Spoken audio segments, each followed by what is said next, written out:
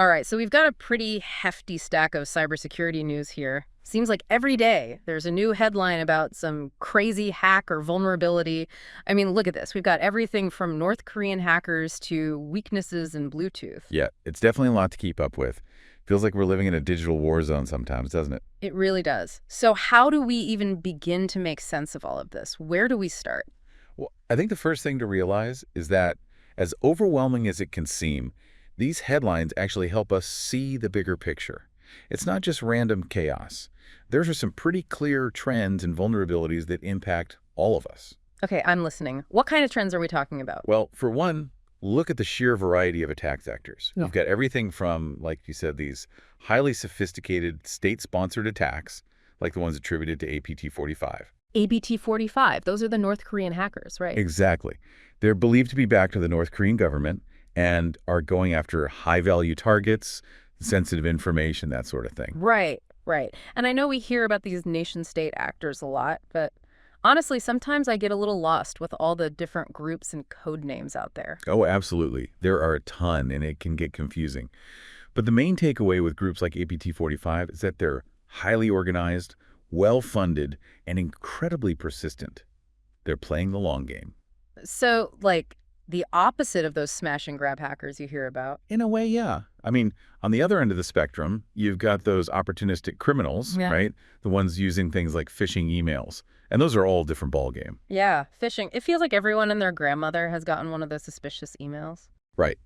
And that's because they're not necessarily targeting specific individuals or organizations. They cast a wide net, hoping to, reel in anyone who falls for their tricks. And then there are those zero-day exploits, which always sound terrifying. Yeah, 0 days. Those are definitely the stuff of nightmares if you let them be. Basically, we're talking about a vulnerability in a piece of software that no one knows about yet, not even the developers. So how do you even protect yourself against something like that if no one knows about it? That's the million-dollar question, right? And that's why these 0 days are so dangerous. Since no patch exists yet, hackers can exploit it before anyone even knows it's there. So it's like someone finding a secret backdoor into your house that you didn't even know existed. Exactly. And these headlines, they just underscore the fact that no one is immune to these threats. It's not just governments or big corporations. It's individuals, businesses, really anyone with a digital footprint. So it's not just about the who behind the attacks, right? Yeah. It's the how, the different ways they can get to us. Whether it's some nation-state hacker or, just some random cyber criminal, the goal is often the same. Exploit whatever weaknesses they can find, whether it's a technical glitch in some software or just taking advantage of good old-fashioned human error. You hit the nail on the head there. It's often about finding the path of least resistance. And speaking of human error, that story about those HR professionals getting targeted through those fake job applications, the ones with that more eggs malware embedded in them, Yeah. that one really got to me. Yeah, the more eggs case is a prime example of how these attackers are getting more, creative, I guess you could say. They're using what's called social engineering. Social engineering, so like playing on people's emotions, their desire to help. Exactly. They know that a well-crafted phishing email, one that's tailored to that specific person's job or interest, is going to be way more effective than some brute force hacking attempt. It's scary how good they're getting at it. It's like they're weaponizing our own empathy. And then on top of that, we've got this massive backlog of vulnerabilities that we may not even know about. That article about the NIST National Vulnerability Database, the one with like thousands of known software flaws just sitting there, that's a bit unnerving, to say the least. It's a huge concern, no doubt.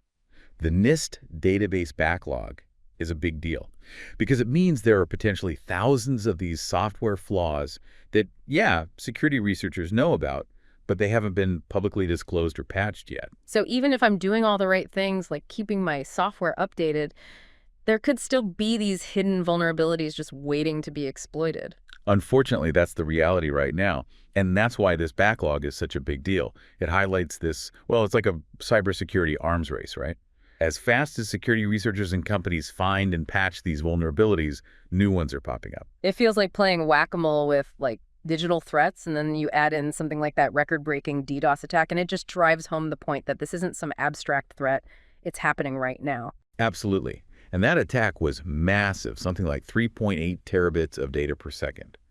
Just imagine, trying to drink from a fire hose while 1,000 others are blasting you in the face. That's a terrifyingly good analogy. It's the kind of volume these attackers can unleash, and it's only a matter of time before we see even bigger attacks.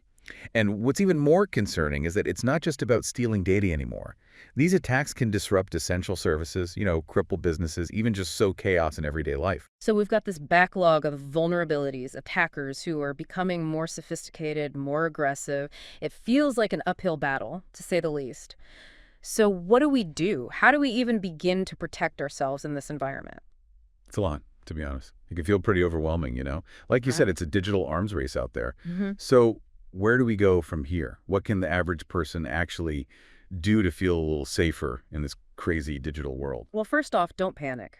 It's easy to get overwhelmed, but the good news is that there's a lot we can do to protect ourselves. Even just being aware of these threats, like you are right now, that's a huge step in the right direction. Okay, so knowledge is power. I like that.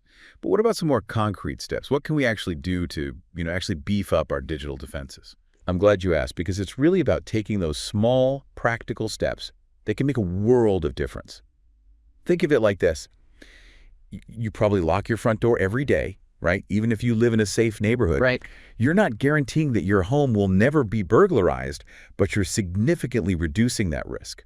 And it's the same principle in the digital world. So, what are some of those digital locks that we should be putting in place? Well, let's start with the basics, right? Strong, unique passwords for every single online account you have. I can't stress this enough.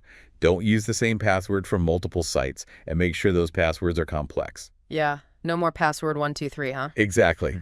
Get creative, use a password manager, whatever it takes. And whenever possible, enable two-factor authentication. It adds that extra layer of security, makes it that much harder for those bad actors to get in. Two-factor authentication. Got it. That makes sense. Okay, what about phishing? Those emails seem like a tough one because it feels like they're preying on our psychology more than any, technical weakness. Oh, absolutely. Phishing is all about manipulation. Yeah. So it's about being savvy, being cautious. Be wary of any unsolicited emails, especially if they're asking for personal information or they have those suspicious links. Even if the sender's address looks legit, double check it. And, think back to that more eggs case. Those attackers are getting really good at targeting specific people. So I guess the more targeted something seems, the more suspicious I should be, right? Exactly. If something seems too good to be true, it probably is. Oh, and another important one, and it seems obvious, but people forget this all the time. Keep your software updated. Ugh, those update notifications, they always seem to pop up at the worst possible time. I know, right? But those updates, especially those security patches, they're crucial. Those patches often contain fixes for newly discovered vulnerabilities. So don't delay those updates, install them as soon as you can. And finally, just be mindful of what you're sharing online, right? The less personal information you put out there, the smaller your attack surface becomes. So, maybe think twice before posting that vacation photo with your home address visible in the background. Yeah, exactly. Sometimes a little bit of discretion online can go a long way. Makes sense. So much of this comes down to just being informed and aware. 100%. And not being afraid to be proactive about your digital security. It's not about being paranoid. It's about being empowered. I like that. Empowered. It's a good way to think about it. And, on that note of empowerment, we should give a shout out to all the people working behind the scenes to keep us safe. All those cybersecurity professionals out there, they're the unsung heroes of the digital age, aren't they? They really are. They're working tirelessly to keep our digital world safe, and often they don't get nearly enough credit for it. So to everyone working in cybersecurity, a huge thank you from all of us. Absolutely, you guys rock. Well, this has been really eye-opening, to say the least. Any final parting words of wisdom for our listeners before we wrap things up? Yeah, I think the big takeaway here is that while these cyber threats are definitely real, so is our ability to take action. By understanding the risks and, like we've been talking about, taking those simple steps to mitigate them, we can all contribute to a safer, more secure digital world. A safer digital world. I love it. Great advice. And a huge thank you to you for breaking this all down in a way that, even I can understand. And most importantly, a big thank you to all of you listening. Thanks for joining us on this deep dive into the wild world of cybersecurity. Until next time, stay safe, stay vigilant, and remember, we're all in this together.